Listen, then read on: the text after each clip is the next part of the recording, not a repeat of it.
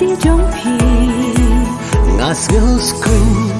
shisha ba pik ta ayana ngam tip shu ya ka kret kap ja ngam tip shu jaru ayusha ban inya nga shisha pinang ken tru jing it ben deng ya la go ben deng da shisha pi dai u sim ka hi ma jong a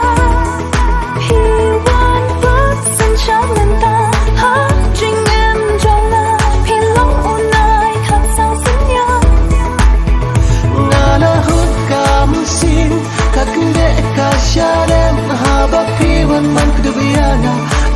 kam sin jong nga la hut kam sin kak de ka sharem ha ba pi wan man kudu yana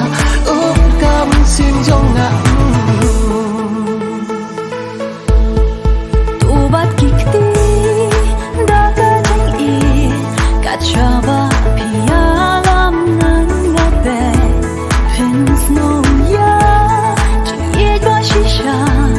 ka bangi ya pel na pi hama ngas ngos kun shisha ba pik ta ayana ngam tip shu ya ka kret kap ja ngam tip shu jaru ayusha ban inya nga shisha pinang ken tru jing it